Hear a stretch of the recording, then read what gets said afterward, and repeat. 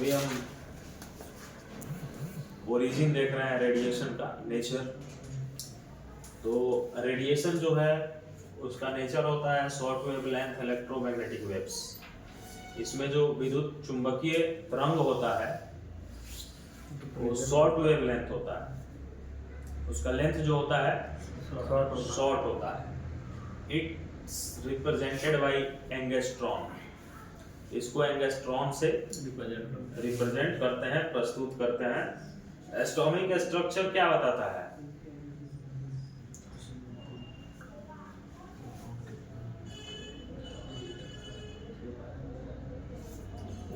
Neutron, proton, electron. क्या बताता है?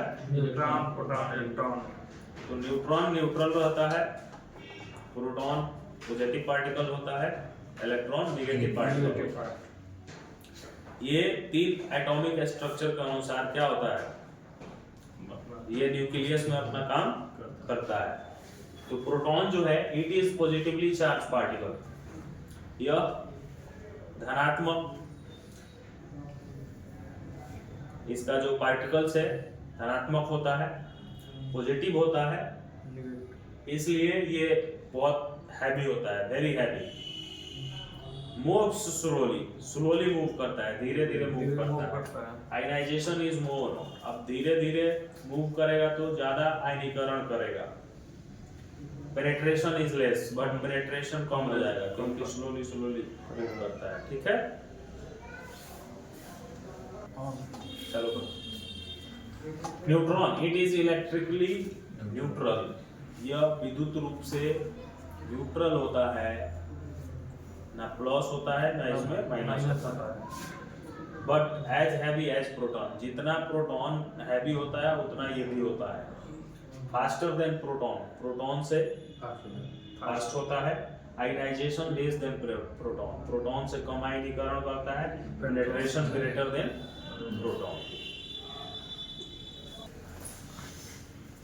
इलेक्ट्रॉन जो है इट्स नेगेटिवली चार्ज पार्टिकल, ये ऋणात्मक, इसका कण जो होता है ऋणात्मक होता है। वेरी लाइट इन वेट, बहुत ही हल्का होता है। अगर हम प्रोटॉन से इसका तुलना करें तो electron is equal to 1/1820 of proton होगा, यानी एक हिस्सा में 1812 20वां हिस्सा इलेक्ट्रॉन होगा। सोच सकते हैं कितना हल्का है। Ionisation less than proton, penetration greater than proton. Atomic number क्या है? Number of proton in the nucleus.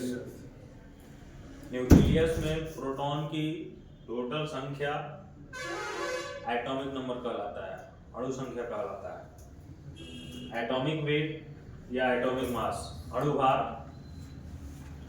अणु भार हम बोलते हैं कि number of proton plus neutron in the nucleus. नाभि में प्रोटॉन प्लस न्यूट्रॉन के टोटल संख्या को हम अणु भार कहते हैं। Isotopes, elements having same atomic number but different mass number. वह तत्व जिसका एटॉमिक नंबर एक जैसा होता है बट मास नंबर अलग होता है। एज फॉर एग्जांपल आप देख ही सकते हैं, ठीक है। 191 192। Isotopes are unstable element. Isotopes क्या है? अस्थायी तत्व है, एक समान नहीं रहता है। आज 10 है तो कल 9:15 होगा, उसके अगले दिन 9:30 होगा। मतलब धीरे धीरे खत्म होते रहता है, एक बराबर नहीं रहेगा इसका ऊर्जा। दो तरह के आइसोटॉप्स होते हैं, नेचुरल आइसोटॉप्स, आर्टिफिशियल आइसोटॉप्स। तो नेचुरल आइसोटॉप्स में कुछ है, जैसे रेडियम है, यूरेनियम है, प्लूटोनियम है, थोरियम है। आर्टिफिशियल हम लोग खुद से बनाते हैं, यानी ह्यूमन बीइंग द्वारा बनाया जाता है, इंसानों द्वारा। Isotopes are generated by human being. Artificial isotope इंसानों द्वारा बनाया जाता है इन ए न्यूक्लियर रिएक्टर। जहाँ पे न्यूक्लियर रिएक्टर होता है वहीं पे ये क्रिया किया जाता है। By bombarding neutron to the nucleus of an element by reaction called nuclear fission। क्या किया जाता है? न्यूट्रॉन को नाभि में एलिमेंट के तत्व के नाभि में बॉम्बार्डिंग किया जाता है, ब्लास्ट करवाया जाता है, जिस क्रिया को हम कहते हैं न्यूक्लियर फिजन, नाभिकीय विखंडन। ठीक है, तब जाके ये हमारा आर्टिफिशियल आइसोटॉप्स तैयार होते हैं। जैसे कोबाल्ट 60 हो गया, इरेडियम 192 हो गया, थोरियम 170 हो गया, सीजियम 137 हो गया। ज्यादातर हमको इरिडियम और कोबाल्ट 60 मिलेगा। ब्लास्ट करने के लिए, ब्लास्ट करने के लिए नहीं, सोर्स के रूप में रेडियोग्राफी करने के लिए।